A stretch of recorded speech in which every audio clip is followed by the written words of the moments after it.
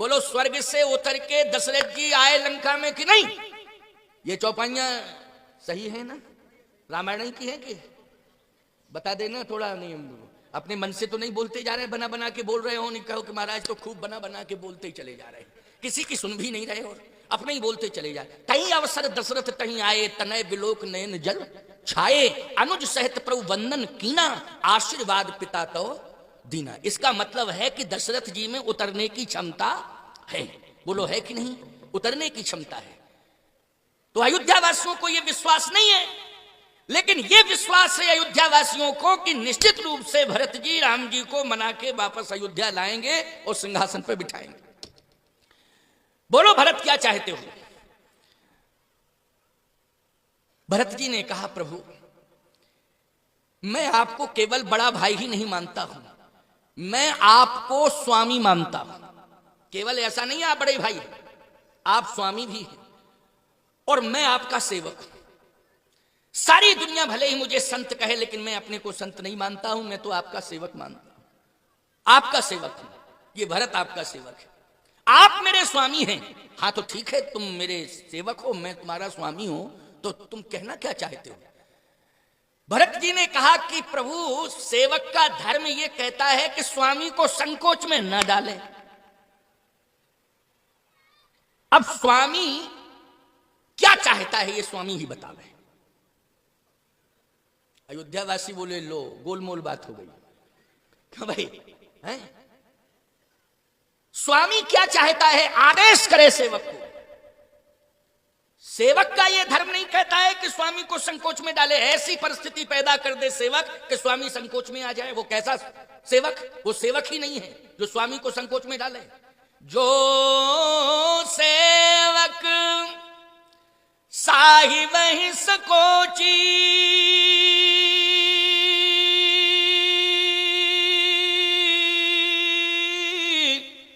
और निज हित चहिता सुमति पोची। उसकी मति बिल्कुल थोथी है, पोची, सारहीन। पोची का अर्थ हुआ है सारहीन मति, उसमें कोई सार नहीं है, वो मति किसी काम की नहीं है। जो सेवक स्वामी को संकोच में डाले, और मैं आपका सेवक अपने स्वामी को संकोच में डालूं अपने हित के लिए, अपने कल्याण के लिए, ऐसा हो ही नहीं सकता है। अब तो आप ही आदेश दो भरत को कि भरत क्या करे, भरत क्या करे। भगवान राम ने कहा भरत सत्य और धर्म की रक्षा करने के लिए मेरे पिता ने मेरा त्याग किया। हां किया। पिता की बात मान करके मैं आज जंगल में आ गया, मैं वन में आ गया, चित्रकूट आ गया। अब तुम आए हो मेरे पास, तो पिता की बात मान के मैं चित्रकूट आ गया। तुम्हारी बात मान करके मैं अयोध्या चलूं। लेकिन भरत यदि तुम मुझे वापस अयोध्या ले जाओगे तो ये राम भले ही अयोध्या का राजा बन जाएगा, लेकिन इस धरती से धर्म सदा सदा के लिए चला जाएगा। बोलो तुम राम को राजा बनाना चाहते हो कि धर्म को जीवित रखना चाहते हो? धर्म को जीवित रखना चाहते हो कि राम को राजा बनाना चाहते हो? क्या चाहते हो? भरत तुम धर्म की धुरी हो। ये चित्रकूट में ही भगवान कह रहे हैं, रामायण की चौपाई पढ़ो, चित्रकूट में भगवान राम की वाणी से निकला, भरत तुम धर्म की धुरी हो। आगे स्पष्ट लिखा हुआ है, तात भरत तुम धर्म धुरीना, लोक वेद मत प्रेम प्रवीणा। लोक मत वेद मत ये दोनों ही मत कह रहे हैं कि भरत धर्म की धुरी है। धर्म की धुरी को चाहिए कि धर्म को सुरक्षित करे। क्यों भाई धुरी क्या करती है? जल्दी बोलो, धुरी का काम क्या है? जैसे रथ में धुरी होती है, गाड़ी में धुरी होती है। तुम लोग तो किसान हो, अब ट्रैक्टरों का जमाना आ गया, पहले तो बैलगाड़ी का जमाना था। अच्छा बैलगाड़ी का जमाना था तो गाड़ी में धुरी होती थी कि नहीं होती थी? ट्रैक्टर की ट्राली में भी धुरी होती है कि नहीं होती है? बिना धुरी के ट्राली रहती है क्या? है धुरी होती है कि नहीं होती है? अच्छा एक बात बताओ, पूरा वजन कौन सहती है? बोलो भाई। ट्राली में भरा माल गन्ना और वजन सह रही धुरी। क्यों भाई? धुरी सह रही वजन की नहीं। और मैं ट्राली ट्रैक्टर धुरी के वजन सहती है धरती। बोलो सहती है धरती कि नहीं? इसका मतलब है कि धरती पर धर्म रहता है, धरती पर धर्म रहता है। अर्थ क्या है इसका सुन लीजिए अब ध्यान से। इसी धरती पर धर्म रहता है, लेकिन धरती और धर्म के बीच में जो धुरी के रूप में होता है वो संत होता है प्यारे, जो धर्म की धुरी होता है। इसलिए भरत क्या है? धर्म की। रामो विग्रहवान धर्म, राम साक्षात धर्म है, लेकिन धर्म की धुरी कौन है? भरत है। हे भरत, तुम धर्म की धुरी हो। तुम ही बताओ, राम को अयोध्या में ले जाकर राजा बनाना चाहते हो कि धर्म को जीवित रखना चाहते हो? यदि राम वन में रहेगा तो धर्म जीवित होगा। परित्राणाय साधूनां विनाशाय च दुष्कृतां धर्म संस्थापनार्थाय संभवामि युगे युगे। जब जब होए धर्म की हानि, बाढ़हि असुर अधम अभिमानी। तब तब प्रभु धरि विविध शरीरा, हरहि कृपा निधि सज्जन पीड़ा। असुर मार थापे सुरन राखे निज श्रुत सेतु, और जग विस्तार विशद जस राम जन्म कर हेतु। राम का जन्म भरत सिंहासन पर बैठने के लिए नहीं हुआ है। राम का जन्म तो राक्षसों का वध करके संत महात्माओं को सुखी बनाकर धर्म को सुरक्षित करने के लिए हुआ है। इसलिए धर्म की रक्षा करना राम का परम धर्म है। अब भरत तुम्हें बताओ, तुम्हारी बात मान करके मैं अयोध्या वापस चलूं या धर्म की रक्षा करने के लिए वन में रह जाऊं? बोलो जल्दी, क्या चाहते हो? अब एक बात बताओ, राज्य महत्वपूर्ण है कि धर्म महत्वपूर्ण है? बोलो, धर्म महत्वपूर्ण है कि नहीं? अगर धर्म सदा सदा के लिए चला जाए, और राक्षसों ने प्रतिज्ञा की है कि हम धर्म रहने ही नहीं देंगे, हम धर्म रहने नहीं देंगे। बोलो, ये प्रतिज्ञा किसकी है?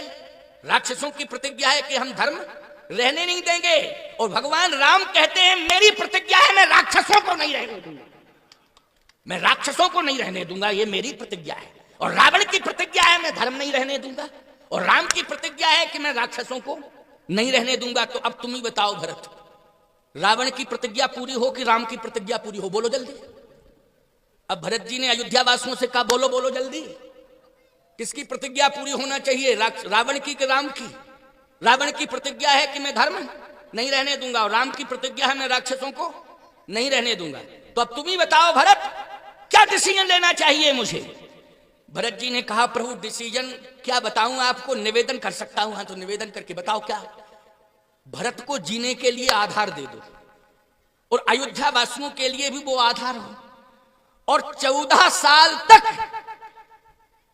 अयोध्या वासी भरत ये सब सुरक्षित रहें, इसके लिए कोई आधार दे दो, इसके लिए आधार दे दो। नहीं क्या मतलब निकला कि इधर आप आगे राक्षसों को मारते चले गए, उधर पीछे अयोध्या वासी आपके वियोग में मरते गए, तो फायदा क्या होगा? इसलिए राक्षसों को मारने की प्रतिज्ञा आपने की है, वो प्रतिज्ञा आपकी पूरी हो, लेकिन अयोध्या वासियों को जीने के लिए कोई आधार मिल जाए, भरत को जीवन जीने के लिए कोई आधार मिल जाए, बस यही उपाय आप कृपा करके करिए। भगवान ने कहा तो आधार बतावे। साधु संतों के लिए, भक्तों के लिए जीने का आधार जानते हो क्या है? भगवान का चरण। और यदि भगवान का चरण न मिले तो भगवान का चरणोदक।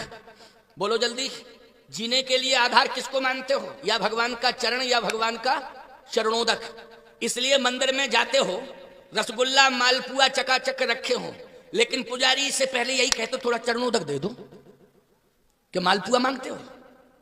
मालपुआ तो मिलेगा ही, जो भोग लगा है वो तो प्रसाद रूप में तुम्हें मिलेगा ही मिलेगा, लेकिन मुख्य रूप से ईमानदारी से बताओ क्या मांगते हो आप? चरणोदक। क्यों? ये चरणोदक ही जीवन का आधार है। बोलो है कि नहीं?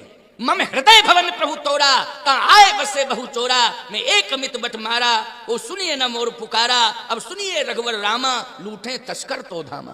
तुलसीदास जी कहते हैं काम क्रोध लोभ मोह मद मत्सर, ये 6 प्रकार के शत्रु हृदय में प्रवेश कर चुके हैं।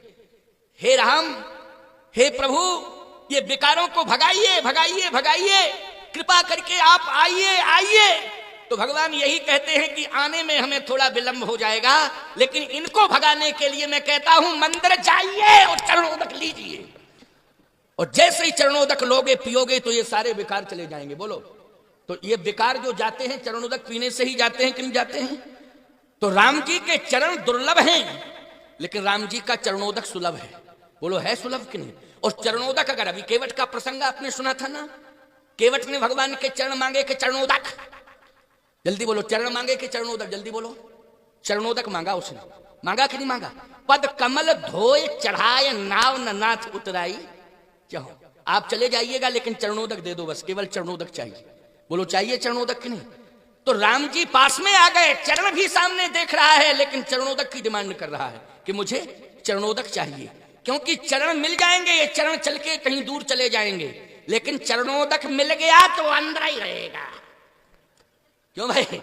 चरणोदक मिल गया तो कहां रहेगा? बोलो जल्दी। हाँ, समझदारों के लिए इशारा काफी है, वैसे तो सब समझदार बैठे हैं। चरणोदक, इसलिए मैं कहता हूं चरणोदक चाहिए।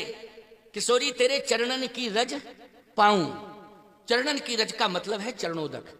केवट ने भी चरणोदक मांगा था। पद कमल धोए चढ़ाए नाव न नाथ उतराई, चहो मोह राम राउर आन दशरथ सपद सब साची कहो।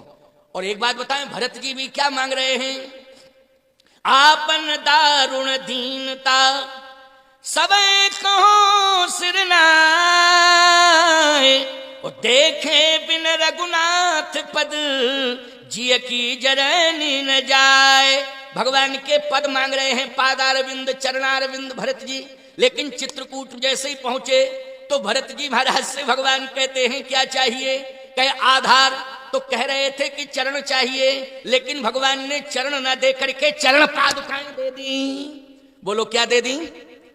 चरण पादुकाएं। बोलो दी कि नहीं दी?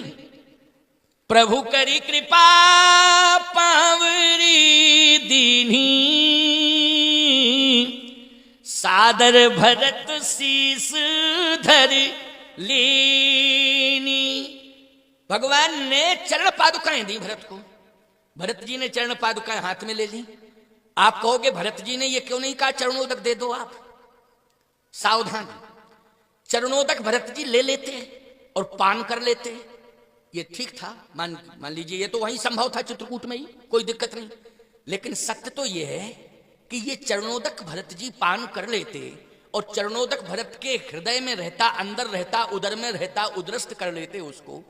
लेकिन भगवान को वापस लौटाने के लिए भरत के पास उपाय क्या था? क्या विकल्प था? बोलो भाई। भगवान को वापस लौटाने के लिए चरण पादुकाएं ही विकल्प हैं। बोलो है विकल्प कि नहीं? लेकिन भरत जी ने चरण पादुकाएं मांगी नहीं थी, भगवान ने चरण पादुकाएं स्वयं दी हैं। ये कोई प्रमाण नहीं है कि चरण पादुकाएं मांगी हो, ये कहा था आधार दे दो, तो भगवान ने चरण पादुकाएं दे दी। ये चरण पादुकाएं भगवान ने दी हैं। गोस्वामी जी कहते भरत मुदित अवलंब रहे थे, अस सुख जस सिय राम रहे थे। बोले ये तो सीता ही राम जी मिल गए भरत को। लेकिन सत्य तो ये है प्यारे कि चरण पादुकाएं चरण से ज्यादा महत्वपूर्ण है। चरण से ज्यादा महत्वपूर्ण है चरण पादुकाएं। किसकी दृष्टि में? राम जी की दृष्टि में। राम जी की दृष्टि में चरण से ज्यादा महत्वपूर्ण है चरण पादुकाएं। आप कहोगे महाराज कैसे? जैसे हम यहां आए, सुनना, तो आप हमें खोजोगे, हमारे चरण खोजोगे। महाराज थोड़ा सा चरण स्पर्श, थोड़ा सा, सारे लोगों की निगाह चरण पर रहेगी कि नहीं रहेगी? हमारी निगाह रहेगी चरण पादुका पे, कोई ले ना जाए, कहीं ले ना जाए।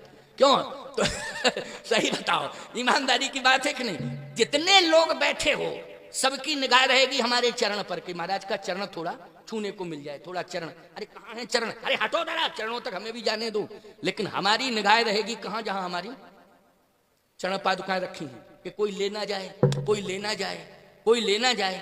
और याद रखना, भक्त कितने ही प्रेमी क्यों ना हो, हाथ पकड़ के हमें कहीं खींचे, लेकिन हम पादुकाओं की तरफ खींचेंगे। अरे हमको चप्पल तो पहनने दो, खड़ाऊं तो पहनने दो, फालतू की बात करते हो क्यों भाई? बार बार कहेंगे कि हमारी खड़ाऊं जहां रखी हमको वो पहनने दो। कहां ले जा रहे हो मुझे? कहां ले जा रहे हो मुझे? बार बार जो है खड़ाऊं, इसका मतलब यह है कि जहां पर खड़ाऊं रखी हैं वहां मुझे जाना ही पड़ेगा। बोलो जाना पड़ेगा कि नहीं? इसी प्रकार से भगवान ने भरत को विश्वास दिला दिया कि भरत चिंता मत करो, मैं कह रहा हूं कि निश्चित रूप से समय से अयोध्या आऊंगा, निश्चित रूप से अयोध्या आऊंगा। अरे राज्य लेने के लिए नहीं आऊंगा, अपनी चरण पादुकाओं को पाने के लिए जरूर अयोध्या आऊंगा। मैं राज्य का भूखा नहीं हूं, लेकिन मेरी पादुकाएं तुम्हारे पास रहेंगी, उन तक मैं जरूर आऊंगा। और सावधानी से समझना इस बात को, पादुकाएं साधारण नहीं होती हैं। जूते चप्पल में और पादुकाओं में बड़ा अंतर। पादुकाएं महात्मा ही पहनते थे पहले, तो अब तो सभी चटर पटर करने लगे। बहुत लोगों को मैंने देखा सभी पहनने लगे, और जो नहीं पहनते हैं वो कहते हैं महाराज ये खड़ाऊं कहाँ मिलती हैं। हमने कहा तुम्हें क्या मतलब है? बोले हम सोच रहे हम भी ले आएंगे है? हमने कहा ये खड़ाऊं ऐसे थोड़ी मिलती हैं। अरे बोले बाजार में मिल जाएंगी, आप तो पता बता दो हम तो ले आएंगे, और अगर नहीं मिलेंगी तो फिर हम आप ही की ले जाएंगे मौका पाके लेकिन या तो आप पता बता दो, नहीं तो हम आप ही की ले जाएंगे। अरे मैंने कहा ऐसे नहीं पहनी जाती हैं पादुकाएं, तुम लोग फालतू की बात करते हो। बोले कैसे पहनी जाती हैं? हमने कहा पादुका वो पहनते हैं जिनके पैर संभले होते हैं, जिनके पैर संभले होते हैं। अच्छा सबको अभ्यास है पादुका पहनने का, चरण पादुका पहनने का? बोलो नहीं है, सबको अभ्यास थोड़ी है, गिर जाओगे 1 मिनट में इधर उधर। लेकिन जिनके पैर संभले हैं वो पैर चरण पादुकाओं को संभाले रहते हैं, पैर संभाले रहते हैं पादुकाओं को। लेकिन जूते चप्पल जो हैं तुम्हारे पास वे तुम्हारे पैर को संभाले रहते हैं। बोलो संभाले रहते हैं कि नहीं? जूते चप्पल क्या करते हैं? तुम्हारे पैर को संभाले रहते हैं। लेकिन पादुकाएं वो हैं कि पैर ही पादुकाओं को संभाले रहते हैं। बोलो संभाले रहते नहीं, पादुका तो इधर भगती इधर भगती। देखो पहनने जो अनाभ्यासी लोग हैं जो कभी पहने नहीं है वो पहली बार पहने पर देखो इधर भग रही उधर भग रही और जबरदस्ती घसीटते जा रहे हैं, है नहीं? अभ्यास की बात है। हम तो पहाड़ पे चढ़ जाएंगे पादुका पहन करके, पहाड़ पे चढ़ जाएंगे और चढ़ ही गए हैं, चढ़ ही तो आए हैं, चढ़ नहीं आए हैं। देखो रखी हैं पादुकाएं, क्या पहन के आए हैं? बोलो पादुका ही पहन के आए हैं कि नहीं? चरण जिसके संभले होते हैं उसी को पादुका पहननी चाहिए, और चरण उसके संभले होते हैं जिसका आचरण संभला होता है, उसी के चरण संभले हुए होते हैं। जिसका आचरण संभला होता है उसके चरण संभले होते हैं, और ऐसे ही चरणों को चरण पादुकाएं स्वीकार करती हैं। इसलिए सबको चरण पादुका पहनने का अधिकार नहीं है। महात्मा ही पहनते थे और महात्मा को ही पहनना चाहिए, ये परंपरा है। तो सीधी सी बात यह है कि भगवान राम ने भरत जी को पादुकाएं दी तो भरत जी ने सिर पर रख ली। बड़ी बढ़िया बात है। कहां रखनी पादुकाएं? अब सुनते जाना जरा एक एक बात समझ में आ रही है कि नहीं आ रही है? ऐसा तो नहीं है कि हम बोलते चले जा रहे हैं तुम्हारी समझ में कुछ नहीं आ रहा है। मैं कोशिश तो पूरी कर रहा हूं कि समझा दूं, और इतना सरल करके समझा रहा हूं कि मैंने पूरी ताकत लगा दी है प्रसंग को सरल करने के लिए, क्योंकि तुम्हारी समझ में आ जाए। और इससे ज्यादा यदि हम सरल करेंगे तो हॉस्पिटल चले जाएंगे सीधे, क्योंकि हमारा दिमाग ही खराब हो जाएगा। कितना सरल करें? लेकिन नहीं, तुम लोग समझ रहे हो तभी तो प्रतिक्रिया कर रहे हो। अगर समझे ना होते, हमारी बात को समझे ना होते तो प्रतिक्रिया कैसे करते? एक एक शब्द को सुन रहे हो और बड़ी गौर से सुन रहे हो। तो आइए सुनिए, भगवान राम ने कहा कि आधार दे रहा हूं। आधार क्या दिया? प्रभु करी कृपा पावरी दीनी, सादर भरत शीस धर लीनी। अच्छा भैया, आधार के लिए तो पीतांबर भी दे सकते थे। क्यों भाई? दे सकते थे ना, कि जीवन जीने के लिए भरत तुम पीतांबर ले जाओ, ये पीतांबर का ध्यान करते रहना, ये पीतांबर आधार बन जाएगा। जैसे मान लीजिए आप मंदिर में दर्शन करने जाते हो तो पुजारी भगवान का वस्त्र आपको भेंट करता है कि नहीं करता है? बोलो भाई। और आप गले में डाल लेते हो, कहते हो मेरा जीवन धन्य हो गया, क्योंकि देवता का दर्शन करने आया था, देवता का वस्त्र मुझे मिल गया, अब तो मैं घर ले जाऊंगा पूजा करूंगा। क्यों? यही भाव होता कि नहीं? तो भगवान के पास देने के लिए बोलो पीतांबर था कि नहीं था? पीतांबर भी था। लेकिन पीतांबर तो भगवान ने दूर कर दिया था। भरत के जैसे ही आने का समाचार सुना कि भरत आ गया तो उठे राम सुन प्रेम अधीरा, कऊं पटकऊं निखंग धन तीरा। बोलो भाई, पीतांबर अलग कर दिया। लेकिन सत्य तो यह है कि भरत जी को पादुकाएं ही दी भगवान ने। ये चरण पादुकाएं आधार बन गई भरत के लिए। प्रभु करी कृपा पावरी दीनी, सादर भरत शीस धर लीनी। बोले पादुका में अनुभव क्या हुआ? भरत मुदित अवलंब लहेते, अस सुख जस सिय राम रहते। भरत जी को उन पादुकाओं में यह अनुभव हुआ कि सीताराम जी मिल गए। क्या मिल गए? सीताराम जी मिले। केवल राम जी नहीं, सीताराम जी दोनों ही मिल गए। पादुकाएं दो होती हैं कि एक होती? जल्दी बोलो, पादुकाएं दो होती हैं कि नहीं? कि एक होती पादुका? दो। तो सीताराम दोनों मिले और भरत जी ने सिर पर धारण कर लिया। जैसे ही धारण किया तो भगवान ने कहा भरत अब संतुष्ट हो। संतुष्ट हो कि नहीं? भरत जी ने कहा प्रभु आपकी कृपा है, ये आधार दे दिया, हम संतुष्टि हैं। लेकिन हम थोड़े से संतुष्ट नहीं हुए हैं। भरत जी ने कहा क्यों? इसलिए कि मैंने तुम्हें पादुकाएं दी हाथ में और तुमने रख ली सिर पर। हमने तो हाथ में दी थी, ये थोड़ी कि सिर पर तुम्हारे रखी हूं। अच्छा, भगवान ने सिर पर रखी थी भरत की पादुकाएं कि हाथ में दी थी? है हाथ में। सादर भरत शीश धर लीनी, भरत ने शीश पर रखी, राम जी ने तो हाथ में। प्रभु करी कृपा पावरी दीनी, हाथ से भगवान ने पादुकाएं भरत के हाथ में दी, लेकिन भरत जी ने सादर भरत शीश धर लीनी। तो भरत, मैंने तो हाथ में पादुकाएं दी थी, तुमने सिर पर क्यों रख लिया? पादुकाएं सिर पर रख ली तुमने भरत? भरत जी ने कहा हाँ, सिर पर तो रख ली। तो आधार मैंने तुम्हें दिया था, लेकिन तुमने तो इन पादुकाओं को भार बना लिया। क्योंकि सिर पर कोई वस्तु आ जाती है तो ईमानदारी से बताओ, वो सिर के लिए भार बन जाती है कि नहीं? जैसे सिर पर कोई वस्तु आ गई तो वो सिर के लिए क्या बन जाती है? जल्दी बोलो, भार। तो तुमने आधार को भार क्यों मान लिया? भरत जी बोले प्रभु अब आप कुछ भी कहें, लेकिन ये सेवक की यही सोच है कि आपने भार नहीं दिया, आपने तो आधार दिया है। अगर आप 14 साल बाद लौट के आते तो ये 14 वर्ष तक अयोध्या का राज्य भरत के सिर पर भार बना रहता भार कि नहीं? लेकिन आपने इतनी बड़ी कृपा की, 14 साल तक अयोध्या के भार को ढोने के लिए आपने चरण पादुकाओं का आधार भरत को दे दिया है। अब भरत के सामने कोई समस्या नहीं रहेगी, क्योंकि अब भरत नहीं चलाएगा अयोध्या के राज्य को, अब तो ये पादुकाएं ही राज्य का संचालन करेंगी। इसलिए सबसे बड़ा आधार मिल गया। बोलो कितना बड़ा समर्पण है!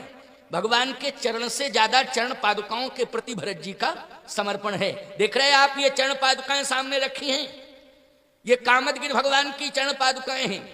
अगर हम भगवान के कामदगिरि के चरण लाते सीधे डायरेक्ट, तो कामदगिरि भगवान को लाना पड़ता कि नहीं? तो स्थावर देवता को हम भदौना के सिद्ध बाबा के पहाड़ पे कैसे ले आते? लेकिन याद रखना, विशेषता यही तो है चरण पादुकाओं की कि कामतानाथ स्थावर देवता हैं, उनका संपूर्ण विग्रह तो चित्रकूट में स्थापित है, लेकिन उनकी चरण पादुकाएं सचल रूप से हैं और आज भदौना के सिद्ध बाबा के पहाड़ पर आ गई हैं। तो ये चरण पादुकाएं चल के आ गई हैं, इनको ले आया गया। तो बोलो ये सौभाग्य सबको मिल रहा है कि नहीं मिल रहा है दर्शन का? इसलिए विशेषता इन चरण पादुकाओं की यही है। भगवान की चरण पादुकाएं भरत जी लेकर के वापस आ रहे हैं। एक बड़ा प्यारा दृश्य आ गया चित्रकूट का, उसको भी सुना दूं क्या? भरत जी तो चरण पादुकाएं प्राप्त किए प्यारे, लेकिन महाराज श्री जनक जी जब चित्रकूट आए तो जनक जी महाराज सुनैना जी के साथ चित्रकूट आए। अयोध्या से भरत जी महाराज माताओं के साथ आए हैं, लेकिन यहां सुनैना जी के साथ आए हैं महाराज श्री जनक, और मंत्री आदि सभी साथ में हैं। लेकिन एक बात मैं पूछना चाहता हूं, रामायण की कथा केवल मात्र आप अखंड विधि से पढ़ें, ये तो परंपरा चली आ रही, इसका निर्वाह करें, लेकिन रामायण की चौपाई के नीचे जो अर्थ लिखा है उसको जरूर पढ़ा करें। क्योंकि अर्थ यदि आपने सामान्य अर्थ ही लिखा हुआ है, यदि आपने उस अर्थ को पढ़ लिया तो जितने भी व्यर्थ के प्रपंच आपके जीवन में हैं, रामायण का अर्थ उन्हें दूर कर देगा, ये कन्फर्म मान के चलिए। लेकिन पढ़ना जरूर चाहिए, नीचे अर्थ क्या लिखा हुआ है। ये जरूरी नहीं है कि हम ही तुम्हें सुनावें और तुम सुनो, ये तो मौका साल में एक बार मिल सकता है, बार बार नहीं मिल सकता है। लेकिन रामायण पढ़ने का और रामायण की चौपाइयों के अर्थ को पढ़ने का मौका बोलो बार बार तुम्हें घर में मिलेगा कि नहीं मिलेगा? घर में ही मिलेगा, इसलिए जरूर पढ़ना चाहिए। आइए पढ़िए, सुनिए। महाराज श्री जनक जैसे ही प्रवेश करते हैं चित्रकूट की भूमि पर, तो ये गोस्वामी तुलसीदास जी महाराज ने स्पष्ट रूप से लिखा है कि भगवान ने ही ऐसा दृश्य जनक जी तक पहुंचा दिया। ये जरूरी नहीं था कि जनक जी को इस कंडीशन में ही सीता जी दिखाई देती, लेकिन भगवान की लीला है। भगवान ने ही अपने लीला में, देखो मौसम भी कितना बढ़िया हो गया, ठंडा वातावरण हो गया कि नहीं हो गया? एसी फैल है कि नहीं? जल्दी बोलो, एसी फैल है। अभी गर्मी में कितनी परेशानी थी, लेकिन अब ठंडक सी लग रही कि नहीं? ठंडक महसूस कर रहे हो? ठंडक, ये देखो वातावरण की बात है, हमें भी आनंद मिल रहा है। नहीं तो तुम्हारा ये कूलर वूलर किसी काम का थोड़ी था, ये कूलर किसी काम का नहीं था। लेकिन देखो प्रकृति ने कितना सुंदर वातावरण बना दिया है, इसी को कहते हैं भगवान की कृपा। और बोलो जितने भी लोग यहाँ बैठे हैं, शांति का अनुभव कर रहे हो कि नहीं कर रहे हो? शांति का अनुभव कर रहे हो? क्यों? ये स्थल ही ऐसा है, वो कथा भी ऐसी है कि जो शांति प्रदान करती है। और यही कथा अगर तुम्हारे हृदय में सदा बनी रही तो हृदय में शांति सदा रहेगी कि नहीं रहेगी? रहेगी सदा। बस यही सूत्र अपना के जाना। कल का विश्राम दिवस का कार्यक्रम होगा और महाशिवरात्रि पर्व है, इसलिए विशेष रूप से कल का मेला भी है सिद्ध बाबा के पर्वत पर, और ये सिद्ध पहाड़ पर मेला भी होगा। महाशिवरात्रि भगवान शिव का दिव्य स्वरूप महाशिवरात्रि का रहता है। और विशेष रूप से हमारे यहाँ रामनवमी कृष्ण जन्माष्टमी और महाशिवरात्रि, ये सनातन संस्कृति के 3 त्योहार मुख्य त्योहार हैं। वैसे तो नवरात्रि में 9 दुर्गा हैं, गुप्त नवरात्रि हैं, त्योहार तो बहुत आते हैं, अरे दिवाली दशहरा ये भी त्योहार आते हैं, लेकिन मुख्य रूप से सनातन संस्कृति में 3 महामहोत्सव माने जाते हैं, रामनवमी, कृष्ण जन्माष्टमी और महाशिवरात्रि। इसलिए कल कौन सा पर्व है? महाशिवरात्रि का पर्व है। तो आइए सुनिए, मैं अंतिम बात सुना रहा हूं क्योंकि 5 तो बज ही गए हैं, 5:05 हो गए हैं। कै बजे तक चलाते हो मंच? 5 बजे तक। चलो आज 10-5 मिनट ज्यादा चल जाएगा तो क्या कोई गड़बड़ हो जाएगा क्या है? हाँ, तो आओ 2-5 मिनट की बात और सुन लो, इसके बाद में विश्राम करना है वाणी को, कल फिर समय से ही मंच प्रारंभ हो जाएगा। तो मैं चर्चा कर रहा था कि जनक जी ने चित्रकूट में आकर क्या देखा। एक तो जनक जी महाराज ने भाई भाई का प्रेम देखा चित्रकूट में आके, बोलो देखा कि नहीं देखा? भाई भाई का प्रेम देखा। मैं एक बात कहना चाहता हूं, पिता अगर ये देखे कि दामादों में इतना प्रेम है, क्योंकि दामाद भरत जी भी हैं जनक जी के और दामाद राम जी भी हैं, क्योंकि एक बेटी ब्याही गई राम जी को और एक बेटी ब्याही गई भरत जी को, एक बेटी ब्याही गई लक्ष्मण को और एक चौथी बेटी ब्याही गई शत्रुघ्न को। अब ईमानदारी के साथ बताओ, यहां एक साथ चारों दामाद हैं कि नहीं? बोलो जल्दी। चित्रकूट में जनक जी को एक साथ कितने दामाद मिल गए? चारों दामाद मिल गए, चारों दामाद मिल गए। लेकिन सावधान, रामचरितमानस की परंपरा यही आपको शिक्षा दे रही है कि जनक जी महाराज जब बेटी सीता की विदा कर रहे थे तो रो रहे थे, लेकिन चित्रकूट में बेटी सीता को देख करके प्रसन्न हो रहे हैं, प्रसन्न हो रहे हैं। जबकि कौन ऐसा पिता होगा जो बनवासी के भेष में अपनी बेटी को देखे? क्यों भाई? वो पेड़ पत्तों के नीचे बैठा देखे और झरने का पानी पीते हुए देखे, जिसने सोने के गिलास में पानी पिलाया हो, जिसने सोने की सैया पर अपनी बेटी को सुलाया हो, ईमानदारी से बताओ वो अपनी बेटी को पत्तों की सैया पर लेटा हुआ देखे या अंजलि से, पात्र भी नहीं है, हाथ से पानी पीते हुए देखे, कंदमूल फल खाते हुए देखे, पत्तों के बीच में रहते हुए देखे? ईमानदारी से बताओ उस बाप को दुख होगा कि सुख होगा? बोलो जल्दी। दुख होगा कि नहीं होगा? लेकिन मैं एक बात कह रहा हूं, इसलिए रामायण को पढ़ना चाहिए। बहन बेटियां भी ध्यान से रामायण को पढ़ें, जितने भी नौजवान हैं वो भी ध्यान से पढ़ें, जो बेटी के बाप बैठे हैं वो भी रामायण को ध्यान से पढ़ें और रामायण को सुने। जनक जी महाराज ने चारों दामादों को देखा एक साथ, कितना प्रेम है, कितना आदर है, बड़े भाई के प्रति कितना समर्पण है। तीनों भाइयों ने बोलो राम जी के चरणों में अपना समर्पण किया कि नहीं किया? राज्य के प्रति जनक जी यही तो देख रहे हैं कि भाई भाई लड़ते हैं संपत्ति के कारण, भाई भाई लड़ते हैं पद प्रतिष्ठा पाने के कारण, लेकिन अयोध्या के भाई राज पद के लिए नहीं लड़ रहे हैं, अयोध्या के भाई तो राम पद के लिए लड़ रहे हैं कि मुझे राम पद मिल जाए, राम पादार बिंद मिल जाए। जनक जी ने कहा धन्य है जनक तेरा जीवन, आज तू अपने आप को कैसे रोकेगा? तेरी प्रसन्नता आज प्रस्फुटित हो जाएगी। जनक जी की प्रसन्नता दिखाई दे गई चित्रकूट में। जब जनकपुर में देखा गया तो जनक जी रो रहे थे। गोस्वामी जी कहते हैं बंधु समेत जनक तहीं आए, उसी बिलोक नयन जल छाए। सीता जी को देख करके रोने लगे। सिय बिलोक धीरता भागी और रहे कहावत परम विरागी। बोलो धीरता जनक जी की जनकपुर में चली गई कि नहीं चली गई? और जनक जी ने लीन राह और लाए जान की, ओ मिटी महामर्याद ज्ञान की। उस समय इतना धीरज टूट गया जनक जी का कि सीता जी की विदा करते समय दौड़ पड़े और अपनी बेटी को भुजाओं में भर लिया, हृदय से लगा लिया। गोस्वामी बिंदु जी ने बहुत बढ़िया एक छंद लिखा है।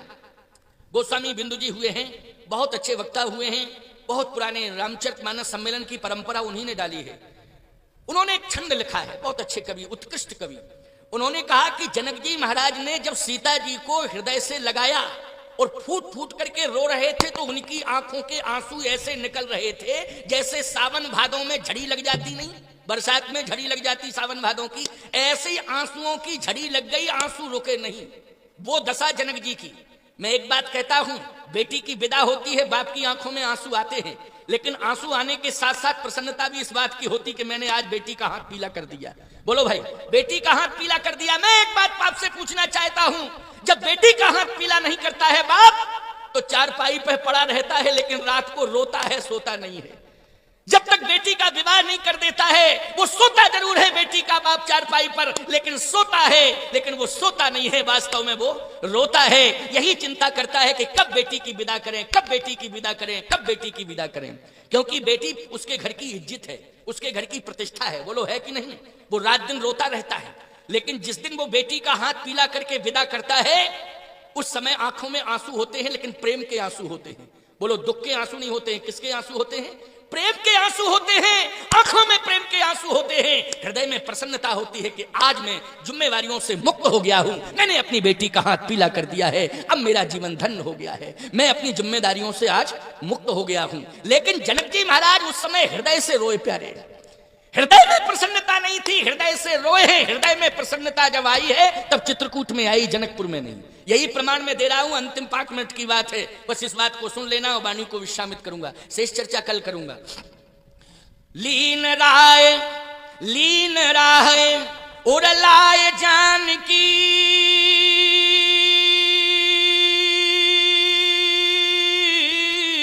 ओ मिटी महामर्याद ज्ञान की।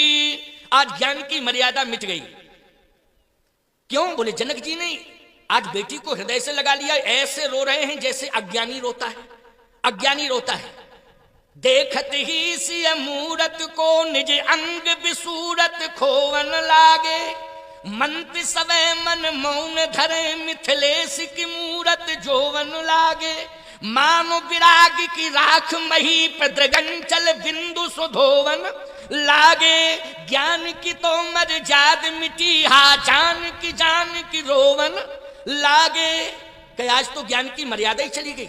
लेकिन जनक जी से ज्ञानियों ने कहा कि जनक जी आप ज्ञानियों के भी ज्ञानी हैं, आप ब्रह्म ज्ञानी हैं। जासु ज्ञान रवि भवनि सिनासा वचन किरण मुनि कमल विकासा। आप ज्ञानियों के भी ज्ञानी हैं, लेकिन आज आपका ज्ञान कहां चला गया? आज आपका ज्ञान मिट्टी में मिल गया जनक जी। जनक जी ने कहा तुम मेरे अंतःकरण की बात नहीं समझ पाओगे, अंतःकरण की बात नहीं समझ पाओगे, बाहर के आंसू देख रहे हो। आज जनक क्यों रो रहा है? उत्तर मिल गया है चित्रकूट में कि जनक उस समय क्यों रोए थे। क्योंकि रोना चाहिए था उन्हें चित्रकूट में, लेकिन रो रहे हैं जनकपुर में। बोले चित्रकूट में प्रसन्नता व्यक्त कर रहे हैं। कब कर रहे हैं प्रसन्नता व्यक्त? जब तापस वेश जनक सिय देखी, भयऊ प्रेम परितोष विषेखी। तपस्वी के भेष में अपनी बेटी को चित्रकूट में देखा, अपने दामादों को, अपने दामाद को चित्रकूट में तपस्वी के भेष में देखा। और भरत, लक्ष्मण और शत्रुघ्न ये तीनों भाई अपना मस्तक झुकाए हुए हैं प्रभु राम के चरणारविंदों में और बार बार प्रार्थना कर रहे हैं, बार बार प्रार्थना कर रहे हैं। राजपद नहीं चाहिए इन भाइयों को, केवल राम पद देखे बिन रघुनाथ पद जिए की जननी ना जाए। ऐसा दृश्य देखा तो जनक ने कहा कि मेरा जीवन धन्य हो गया, क्योंकि मैंने प्रतिज्ञा की थी कि जो भी धनुष तोड़ेगा, मैं दशरथ के दरवाजे पर नहीं गया था कि मेरी बेटी को स्वीकार कर लो, आपका बेटा लायक है, मैं अपनी बेटी का विवाह करना चाहता हूं आपके बेटों से। लेकिन मैं नहीं कहा था, मैंने तो प्रतिज्ञा की थी कि जो भी धनुष तोड़ेगा उसी के साथ मैं अपनी बेटी का विवाह कर दूंगा। लेकिन दशरथ के राजकुमारों ने वो वीरता का प्रदर्शन किया कि बड़े बेटे राम ने तो धनुष तोड़ दिया, और राम जी की वीरता के कारण लक्ष्मण, शत्रुघ्न और भरत इन तीनों का भी विवाह हुआ कि नहीं हुआ जनकपुर में। लेकिन उस समय मैं यही सोच रहा था कि मेरी बेटी, मेरा नाम विदेह है और मेरी बेटी का नाम वैदेही, लेकिन ऐसे नगर में जा रही है बहू बनके, क्योंकि मुझे आज विदा करना पड़ रहा है, क्योंकि धनुष राम ने तोड़ा है। क्यों? धनुष राम ने तोड़ा है, इसलिए मुझे विदा करना पड़ रहा है। मैं अयोध्या के राज्य से प्रभावित हूं, लेकिन मैं ही प्रभावित नहीं हूं अयोध्या के राज्य से। मुझसे ज्यादा प्रभावित यदि अयोध्या के राज्य से है तो अवध राज सुर राज सिंहाही और दशरथ धन लख धनत लजाही। देवराज इंद्र भी प्रभावित है अयोध्या के राज्य से, लेकिन मेरी बेटी वैदेही, विदेह की बेटी वैदेही इतने सुविधा वाले नगर में जा रही है जहां खजाना भरा पड़ा है। देवराज इंद्र भी लज्जित होता है खजाने को देख करके, कुबेर भी लज्जित होता है अयोध्या के खजाने को देख करके। मेरी बेटी उस खजाने की मालकिन बनेगी, मेरी बेटी उस खजाने की मालकिन बनेगी। अय विदेह की बेटी वैदेही, कहीं राज वैभव को पाकर के मेरी बेटी सिद्धांत ना भूल जाए, इस बात की चिंता मुझे सता रही थी। लेकिन चित्रकूट में आकर के मैंने देखा कि मेरी बेटी ने अयोध्या की सुविधाओं का त्याग कर दिया और चित्रकूट में आकर के सिद्धांत का वर्ण कर लिया है। इसलिए आज विदेह की बेटी वैदेही ने विदेह को सार्थक कर दिया है। आज विदेह का जीवन धन्य धन्य हो गया है। इसलिए आज जनक जी हृदय से प्रसन्नता जाहिर कर रहे हैं। तो उस दिन रो रहे थे, मोह के कारण नहीं रो रहे थे, सिद्धांत के कारण रो रहे थे। किसके कारण रो रहे थे? सिद्धांत के कारण। लेकिन बेटी सिद्धांत पे खरी उतरी कि नहीं उतरी बोलो? और जब बेटी सिद्धांत पे खरी उतरी तो आज जनक जी ने तपस्विनी के भेष में भी बेटी को देखा, लेकिन आज हृदय प्रसन्न हो गया। जीवन में सुविधाएं नहीं, हमें सिद्धांत चाहिए। बेटियों को भी चाहिए कि सुविधाएं चाहे जैसी मिल जाएं, लेकिन सिद्धांत का सदा वर्ण करना चाहिए। सिद्धांत का जीवन जो जीती है वही समाज में सीता के रूप में सम्मान प्राप्त करती है, जिसने अपने जीवन में सिद्धांत को स्वीकार किया है। और सुविधाओं को जो हमेशा ताकती झांकती और सुविधाओं को ही मांगती रहती है, वही सूर्पनखा हो, जो डिमांड पर डिमांड करे, डिमांड पर डिमांड करे, सुविधा ही सुविधा, सुविधा ही सुविधा। देखो भाई, ये रामायण की बात सुना रहा हूं मैं अपनी। भाई हमें कोई सरपंची का चुनाव लड़ना, तुमसे वोट लेने, हम तो साफ साफ बात कहेंगे। जितनी बात होगी उतनी साफ साफ कहेंगे, और तुम्हें हमारी बात सुननी भी पड़ेगी और सुनने के साथ साथ माननी भी पड़ेगी। इसलिए मैं कहता हूं कि चित्रकूट की भूमि पर जो प्रेम दिखाई दे रहा है प्यारे, इस प्रेम को देख करके 33 करोड़ देवता भी आज लज्जित हो रहे हैं। लज्जित हो रहे हैं कि हम लोगों में इतना प्रेम नहीं है। न ऐसा प्रेम मैंने आज तक देखा है, पहली बार ऐसा प्रेम देखा जा रहा है कि प्रेम ही प्रेम है। बोले परम प्रेम, गोस्वामी जी बोले प्रेम नहीं, अरे परम प्रेम पूर्ण दो भाई,